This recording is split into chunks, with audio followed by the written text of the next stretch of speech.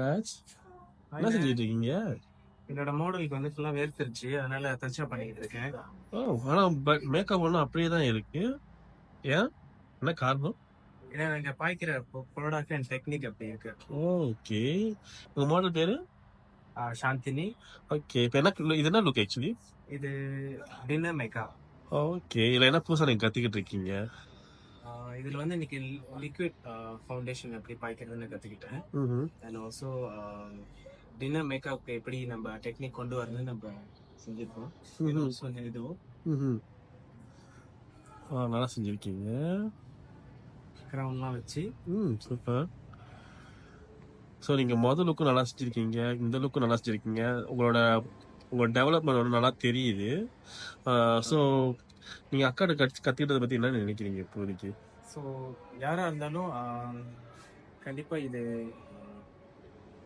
ஃபீலப்பான இடத்துக்கு வந்ததுன்னு நம்ம ரெகுலேட் பண்ண மாட்டோம். நல்ல முறையில் படிச்சுட்டு நல்ல கைத்தொழில் கண்டிப்பாக கையில் இருக்கு. ஓ, சரி சரி. ஸோ அடுத்தது உங்கள்கிட்ட ஒன்று நல்லா எதிர்பார்க்கலாம்னு நினைக்கிறேன். நீங்கள் ப்ரிப்பேர் ஆகிக்கலாம் உங்களோட வெட்டிங் லுக்குக்கு? கண்டிப்பாக. ஓகே, கண்டிப்பாக நாங்கள் பார்க்குறோம் நீங்கள் என்ன செய்ய போகிறீங்கன்ட்டு. ரொம்ப நர்வஸ் ஆகிக்கிங்க ரெண்டு பேரும். சரி, நான் நல்லா செஞ்சுருக்காங்க. ஓகே சரி, பாய். எங்கே இப்போ நம்ம டீச்சரோட கேட்போம், டீச்சர் என்ன ரிவ்யூ பண்ணுறாங்கன்னு. எப்படி இருக்கீங்க? நீங்க ரொம்ப நல்லா இருக்கீங்களா? ஓகே ராஜ், உங்களை ரொம்ப பாராட்டணும். ஈஸியான ஒரு விஷயம் கிடையாது. ஒரு வேலை செய்யறது வந்து ரொம்ப டாஃபான ஒரு இடம்.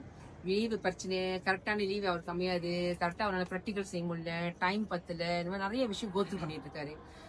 அந்த விஷயத்துலயும் அவர் வந்து இன்னைக்கு வந்து இந்த மேக்கப்லாம் வந்து செஞ்சு படிச்சுக்கிட்டு ஏதாவது ஒண்ணு சாதிக்கணும் அப்படின்னு சொல்லி வந்திருக்கிறது.